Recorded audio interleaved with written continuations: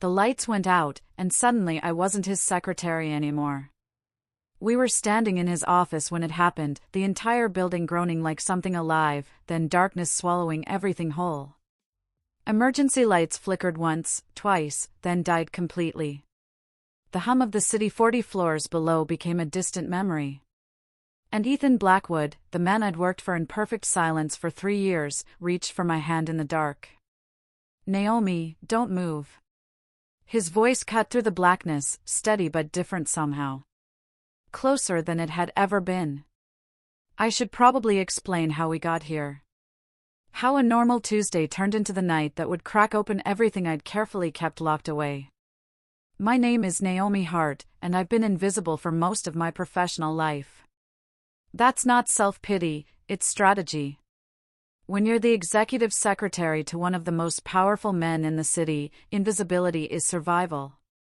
You learn to anticipate needs before they're spoken. You learn to read moods in the set of shoulders, in the tempo of footsteps. You learn to make yourself essential while remaining completely unnoticed. Ethan Blackwood demanded nothing less. He was the kind of man people wrote articles about. The Ice King of Manhattan finance. The billionaire who never smiles. I'd read them all, watch journalists try to crack him open in interviews, always failing. They didn't understand that his coldness wasn't cruelty, it was protection. I understood because I'd built the same walls around myself. That morning started like any other. I arrived at Blackwood Tower at 6:30, before the sunrise could fully claim the sky. The executive floor was always empty at that hour, just the way I liked it. I had 2 hours to prepare Ethan's schedule, review contracts, respond to emails in his voice. I'd perfected his tone years ago, that particular blend of authority and disinterest. He arrived at exactly 8:15. He was always exactly on time. "Morning, Naomi." "Good morning, Mr. Blackwood. Your coffee is on your desk. You have a call with the Singapore office in 20 minutes, and the preliminary reports for tomorrow's board meeting are ready for your review." He paused, briefcase in hand, and looked at me. Really looked at me. It lasted maybe 3 seconds, but something flickered in those steel-gray eyes, something I couldn't name. "Thank you." Then he was gone, disappearing into his office, and I exhaled a breath I hadn't realized I was holding. Why did I do that? Why did 2 words from him feel like fingers trailing down my spine? The day blurred past in the usual rhythm of controlled chaos. Ethan had built his empire on precision and ruthlessness, and his days reflected that. Back-to-back meetings. Decisions that moved millions. Phone calls in 3 languages. I orchestrated it all from my desk just outside his door, the invisible conductor of his symphony.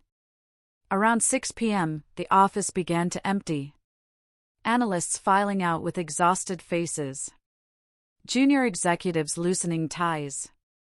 The cleaning crew wouldn't arrive until 9, and security did their rounds on the hour. I was packing my bag when his door opened. "Naomi, I need you to stay." My heart did something stupid.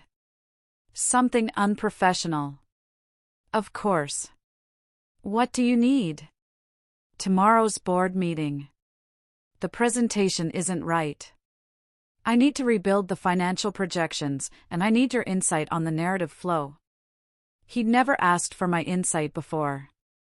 He'd never needed to, I always knew what he wanted. But something in his voice tonight sounded different. Tired, maybe. Or lonely. "Stop it, Naomi. He's your boss. That's all he'll ever be." I followed him into his office, that massive space with floor-to-ceiling windows overlooking the city. The sun was setting, painting everything in shades of amber and shadow. He'd loosened his tie, rolled up his sleeves. I'd seen him like this 1,000 times, but tonight my eyes caught on details they shouldn't, the way his forearms flexed when he gestured, the dark hair slightly disheveled from running his fingers through it. We worked in focused silence, the way we always did. He'd explain what he wanted, I'd refine it, translate his vision into something compelling. Hours passed. The city lights below us multiplied, a galaxy of human ambition and loneliness. "You're good at this," he said suddenly, not looking up from his laptop. "Better than you should be, working as a secretary." My fingers froze over my keyboard. "I like what I do."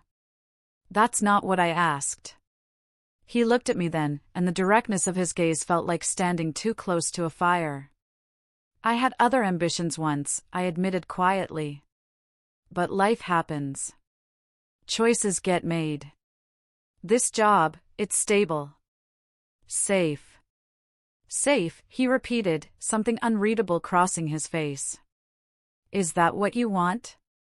Safety?" Before I could answer, before I could even process why he was asking, the lights flickered. Once.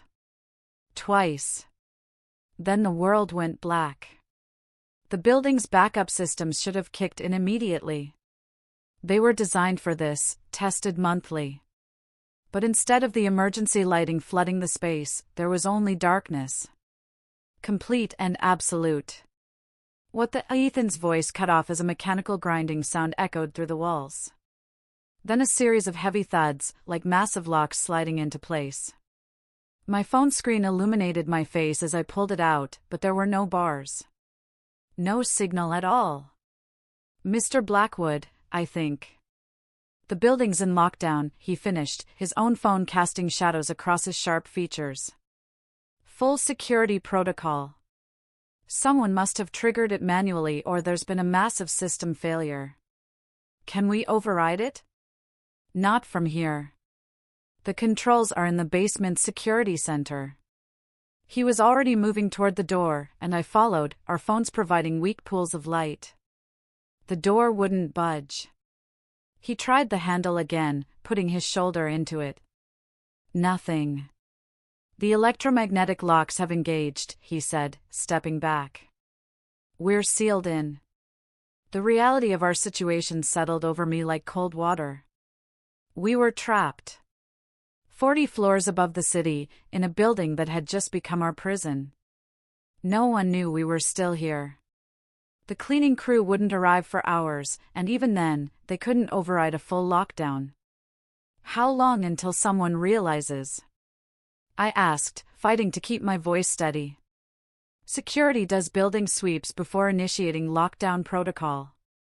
They should have found us." His jaw tightened. "Unless the system malfunctioned completely. In which case, morning. When people arrive and realize the building's sealed. Morning. 12 hours from now. 12 hours alone with Ethan Blackwood in the dark." "Okay," I said, forcing myself into problem-solving mode. "We have our phones for light. There's water in your mini fridge. We can wait it out." He turned to look at me, and in the harsh phone light, his expression was different than I'd ever seen it. Uncertain. Almost vulnerable. "You're handling this better than I expected." "Panicking won't unlock the doors," I replied, though my heart was racing so fast I could hear it in my ears. We retreated back into his office. He grabbed bottles of water from the fridge while I used my phone's flashlight to locate some emergency candles in the supply closet, leftover from last year's citywide power outage. Soon we had a few candles burning on his desk, casting dancing shadows across the walls. It was strange, seeing his domain transformed like this. The powerful corporate space reduced to flickering candlelight and silence. Like the real world had been stripped away, leaving only something raw and unguarded. Ethan sat on the leather couch against the wall, not at his desk where he belonged. The gesture felt significant somehow. Human. I stayed standing, unsure of where I fit in this new dynamic. "Sit, Naomi. You'll exhaust yourself standing there all night." There was nowhere to sit except beside him on the couch. The chairs were across the room, and taking one would feel like a statement, a reinforcement of the distance between us. So I sat, leaving a careful foot of space between us. "Tell me something," he said after a moment of loaded silence. "Why did you really take this job 3 years ago? Your resume was overqualified." You could have gone anywhere. Why was he asking this now? In 3 years, he'd never shown interest in my personal history. I needed something certain, I answered carefully. I'd just come out of a situation that was chaotic. Painful. I needed structure. Predictability. A relationship? My throat tightened. Something like that. I waited for him to push, to demand details the way he demanded everything else. But instead, he just nodded, staring at the candle flame. I understand that, he said quietly. The appeal of control when everything else has fallen apart. There was a story there, buried under his words. I'd never wondered about Ethan Blackwood's personal pain before. He seemed too impenetrable for ordinary human suffering. What happened? I asked, surprising myself. He was quiet for so long I thought he wouldn't answer. Then. I was engaged once. 7 years ago. Isabella Crane, you might remember the name. I did. Heiress, philanthropist, beautiful in that untouchable way wealthy people often are.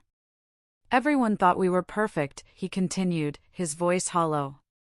Perfect pedigree, perfect partnership, perfect merger of family wealth. She certainly thought so. Right up until she realized I actually expected fidelity in a marriage. The bitterness in his tone was shocking. Ethan never showed emotion, never revealed cracks. She was cheating? With my business partner. Using information I shared with her in confidence to help him undercut my deals. When I found out, they didn't even have the decency to seem ashamed.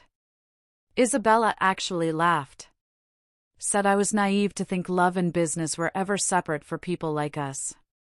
My chest ached. I'm sorry. Don't be.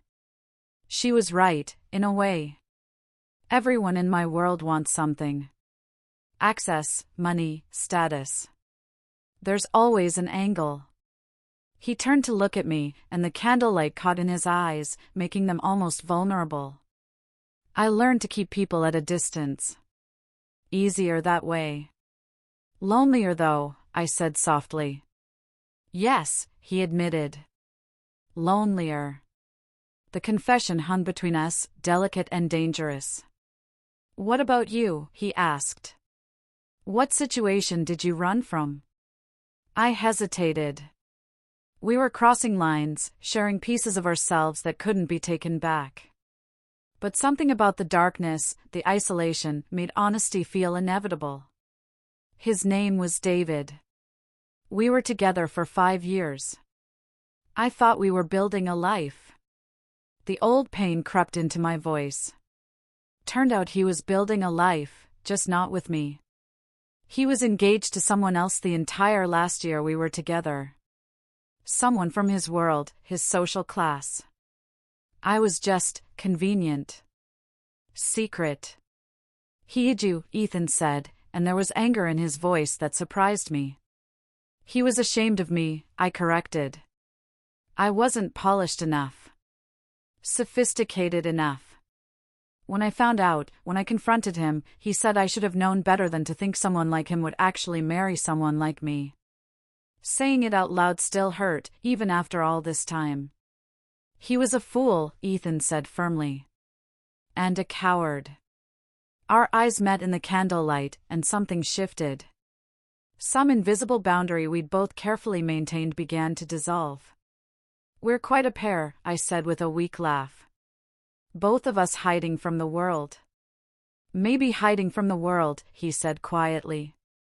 Or maybe just waiting for someone worth coming out for. My breath caught. Was he? No. Don't read into it. Don't make this into something it's not. But I couldn't look away from him. And he wasn't looking away from me. The moment stretched, taut with possibility, until he finally broke eye contact, running a hand through his hair. We should try to sleep. It's going to be a long night. He was right. But as I curled up on the opposite end of the couch, hyper-aware of every breath he took, I knew sleep would be impossible. The temperature in the building had dropped. Without the heating system running, the late autumn chill seeped through the windows. I wrapped my arms around myself, trying not to shiver audibly. Naomi, you're cold. I'm fine. You're shaking. Come here. My heart stopped. Mr. Blackwood. Ethan, he interrupted. When it's just us, call me Ethan. And come here before you freeze. It was practical. Logical. Body heat in a cold building. Nothing more. So why did moving closer to him feel like the most dangerous thing I'd ever done? I shifted across the couch, and he lifted his arm, creating space against his side. The heat of him was immediate and overwhelming as I settled against him, his arm coming down around my shoulders. Better? His voice rumbled through his chest, into my bones. Yes, I whispered, because I couldn't trust my voice for anything louder. We sat like that in silence, and I tried desperately to keep my breathing normal, tried not to notice how perfectly I fit against him, tried not to think about how right this felt when it should feel wrong. Can I ask you something? His voice was quiet, almost hesitant. Of course. Why did you stay with me, in this job? You're brilliant, Naomi. I see the way you analyze situations, anticipate problems, solve things before they become crises. You could run your own company. So why stay as my secretary? Because leaving would mean not seeing you every day. The thought came unbidden, unwanted, absolutely true. I told you. It's safe.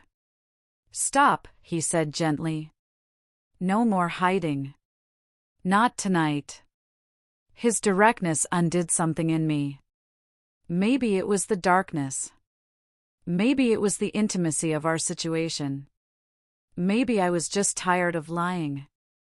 Because I needed to be near you, I admitted, my voice barely audible. Even if it was just professionally. Even if you never saw me as anything but your secretary. It was enough just to exist in your orbit. His arm tightened around me. Naomi.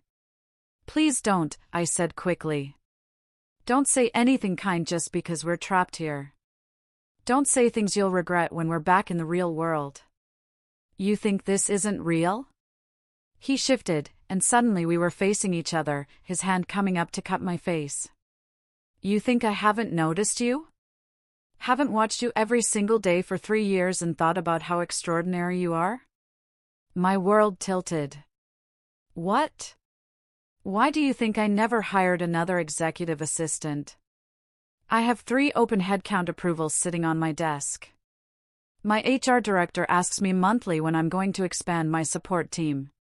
Do you know what I tell her? I shook my head, unable to speak. I tell her no one could possibly do what you do. Which is true. But the real reason? His thumb traced my cheekbone, and I stopped breathing. The real reason is I couldn't stand the thought of you having less reason to be near me. Ethan, his name felt foreign and perfect on my tongue. I've wanted you since the moment you walked into my office for your interview. You were wearing a navy blue dress, and you looked me straight in the eye when everyone else in this building avoids my gaze. You weren't intimidated. You weren't trying to impress me. You were just yourself. Real. Honest. I hired you because I knew you'd be perfect at the job. And then I spent 3 years keeping you at arm's length because I couldn't risk losing the one genuine person in my life. Tears burned in my eyes. You never even smiled at me. Because if I started, I wouldn't be able to stop. If I let myself feel even a fraction of what I feel for you, I'd lose all control. His forehead touched mine. Do you have any idea how many times I've almost kissed you? How many times I've caught your perfume when you lean over my desk and had to dig my fingers into my chair to keep from pulling you into my lap? Ethan, I breathed, and this time it wasn't a question or a protest, it was surrender. Tell me to stop, he whispered. Tell me this is crossing a line you don't want to cross, and I'll move away. I'll never mention this again. Tell me, Naomi. Instead, I closed the last inch between us and kissed him. He made a sound low in his throat, surprise, relief, hunger, and then he was kissing me back with an intensity that stole my breath. His hands tangled in my hair, and I clutched his shirt, pulling him closer, closer, never close enough. This kiss wasn't gentle or tentative. It was 3 years of denied desire, of professional distance finally shattered. It was every moment I'd watched him from across the office and imagined this. Every night I'd gone home alone and wondered what his lips would taste like. Now I knew. And I was ruined for anything else. When we finally broke apart, both gasping, his eyes were wild in the candlelight. Naomi, The building suddenly groaned around us, a deep mechanical sound that made us both freeze. For a moment, I thought the lockdown was lifting.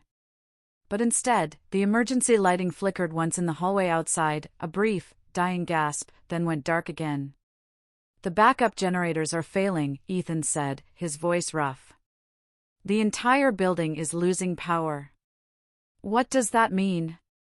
It means the security system might not restore properly. It means we could be stuck here longer than morning. He cupped my face again, urgent. Naomi, I need you to know something. What I said, what we just did, this isn't the situation talking. This isn't desperation or fear or loneliness. I've felt this for years. I believe you, I whispered. Because I've felt it too. The relief on his face was staggering. Then he kissed me again, softer this time, like he was memorizing the shape of my mouth. We spent the rest of the night tangled together on that couch, talking in whispers. He told me about growing up with a father who only measured worth in profit margins. I told him about my childhood in foster care, never quite belonging anywhere. He confessed he'd read every one of my emails, not because he didn't trust me, but because he loved the way my mind worked. I admitted I'd sometimes stayed late just to hear him on phone calls, the way his voice changed when he was passionate about a deal. As dawn began to paint the sky beyond the windows, exhaustion finally claimed us both. I fell asleep with my head on his chest, his heartbeat steady beneath my ear, his arms wrapped around me like he'd never let go. I woke to voices. Harsh fluorescent lights had replaced candlelight, and Ethan was gone from beside me. I sat up, disoriented, my body stiff from sleeping on the couch. The office door was open, and I could hear him talking to someone, no, multiple people. Security team. Building maintenance. His HR director. Reality crashed back in. I stood quickly, trying to smooth my wrinkled clothes, running fingers through my tangled hair. I probably looked exactly like what I was, a woman who'd spent the night with her boss. Ethan appeared in the doorway, his face unreadable. The man from last night, vulnerable, open, passionate, had been replaced by the Ice King I knew. Naomi, they've cleared the lockdown. It was a complete system failure. You're free to go. His tone was professional. Distant. My heart cracked. Of course. Morning had come, and with it, reality. Whatever had happened between us in the dark was over. He was my boss again. I was his secretary. That's all we could ever be. Thank you, Mr. Blackwood, I said quietly, grabbing my bag. Something flickered in his eyes, pain, regret, but his expression remained neutral as other people filed into his office, demanding his attention, pulling him back into his world. I walked past him, past security, past curious faces, into the elevator. As the doors closed, I finally let myself break. What did I expect? A fairy tale? A happy ending? People like Ethan Blackwood didn't choose people like me. Not in the daylight. Not in the real world. I went home, showered, changed clothes. Told myself to be professional.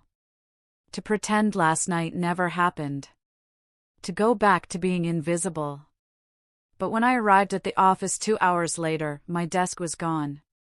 Not just my desk, all my things. My computer, my files, the small succulent I'd kept by my keyboard. Everything. Panic seized my chest. Had he fired me? Had I been so stupid, so naive, that I'd let one night destroy my career?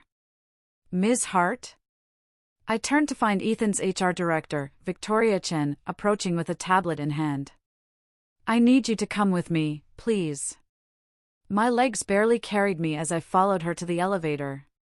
She pressed the button for the top floor, the executive level I'd never been to, where the C-suite offices resided. There's been a restructuring, Victoria said carefully. Oh God. This was it. I was being terminated in some private office away from witnesses. But when the elevator opened, Victoria led me past the executive offices to a corner space with windows overlooking the entire city.